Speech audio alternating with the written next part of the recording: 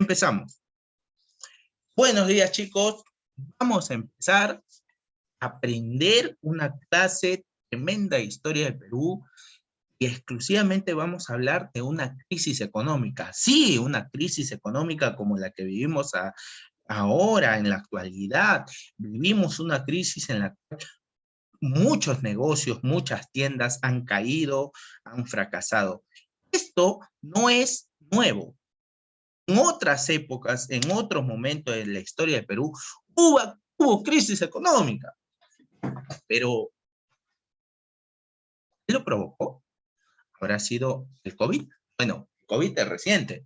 En el siglo XIX, queridos estudiantes, hubo una crisis económica que afectó al Perú. Pero, ¿cuál fue el motivo? ¿Cuál fue esto que llevó a que el Perú tenga una de sus crisis más terribles del siglo XIX? La guerra con España. Ustedes saben que para hacer una guerra se necesita tres cosas. Dinero, como punto número uno, como punto número dos, dinero, y como punto número tres, dinero. Entonces, el Perú, en el año de 1866, se va a enfrentar en una guerra contra España, porque España intentó recuperar sus colonias. Entonces el Perú gastó dinero, pero en esa época el Perú no tenía demasiado dinero como para gastar. Es decir, el Perú se gastó lo poco que tenía. Y los últimos sencillos, por eso nos quedamos pobres. Coloquialmente nos quedamos chihuán. Entonces, esa época, ese momento donde el Perú no tiene plata, se dio durante el gobierno de Mariano Ignacio Prado. Comenzaba la crisis. Perú no tenía dinero y el guano que vimos la semana pasada, nos había dado gran cantidad de dinero, el guano se estaba acabando. Sí, el guano empezaba a acabarse. Entonces, no venderse mucho guano, no hay muchos ingresos. Esto es una crisis. Entonces, se convocan elecciones en el año de 1868 y estas elecciones la va a ganar nada más y nada menos que este presidente que vemos en pantalla, José Balta. El gobierno de José Balta comienza en el año del 68 y este gobierno va a durar 4 años, hasta el año de 1872. José Balta, lo primero que va a querer solucionar es la deuda que el Perú tenía. Una deuda con acreedores ingleses, ¿sí? Con empresarios ingleses. Perú le debía a Inglaterra. Entonces, y no podíamos hacer nada porque teníamos esa deuda. Todo lo que teníamos del guano iba a la deuda. La guerra nos dejó sin dinero. Entonces, el Perú tenía una gran deuda que no le dejaba avanzar.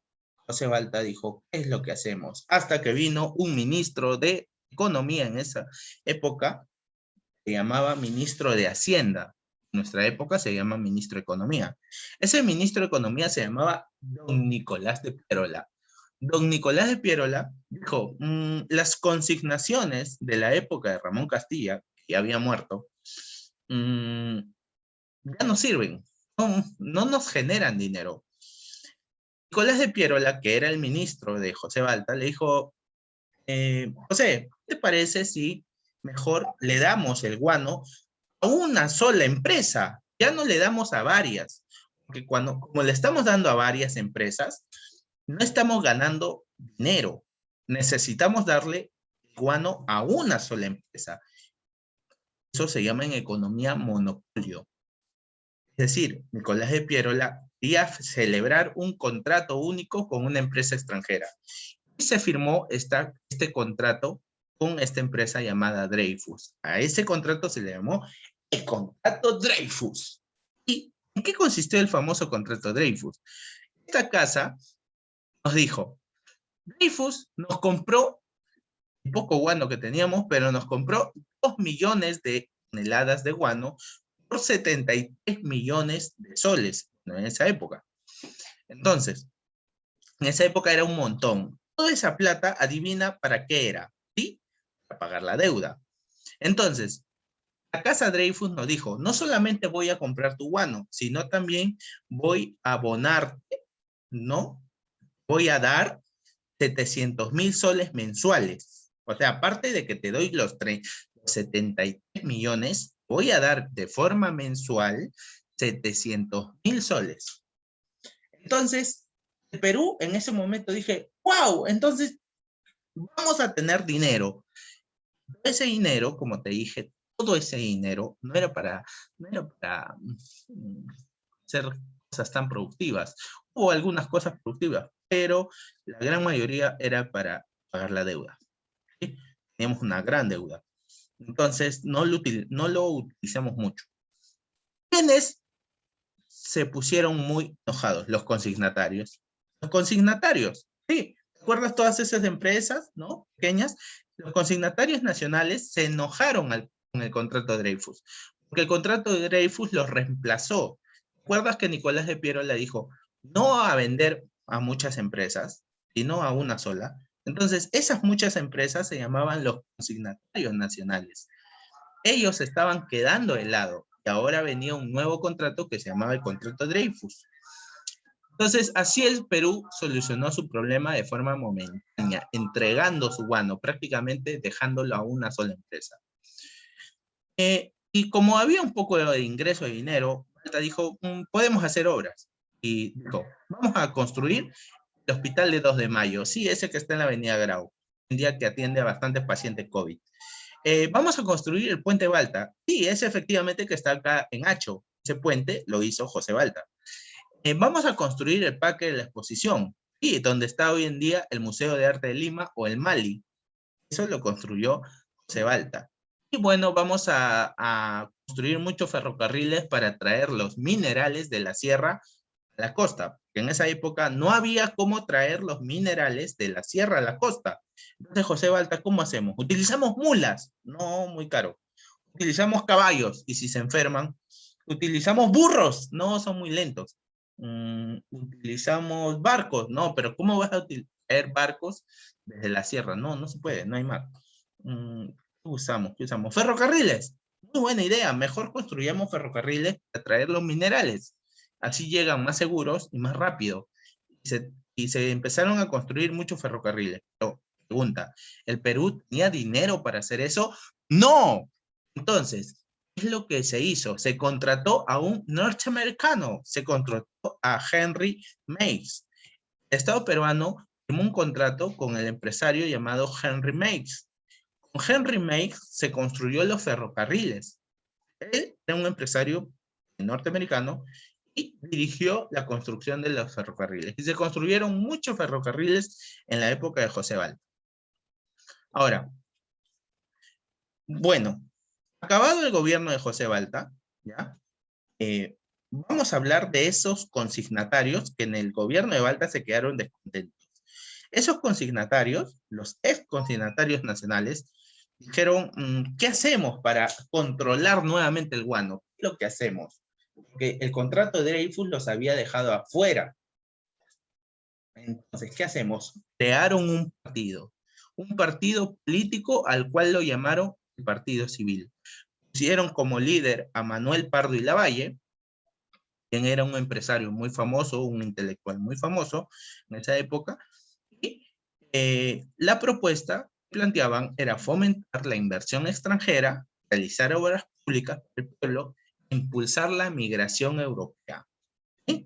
Entonces el Partido Civil era como un partido palayenti del pueblo, ¿no? No era un partido militar, ¿no? En los partidos militares el círculo era cerrado, no podían participar la gente, el pueblo. Entonces el Partido Civil se pintó de ser un partido del pueblo. Como lo vemos en imágenes ahí, a Manuel Pardo y Lavalle, el líder de este partido, lo pintaban como el héroe, ¿no? Porque es el héroe que está con el pueblo, está con la gente, con la people, entonces estamos todos chévere.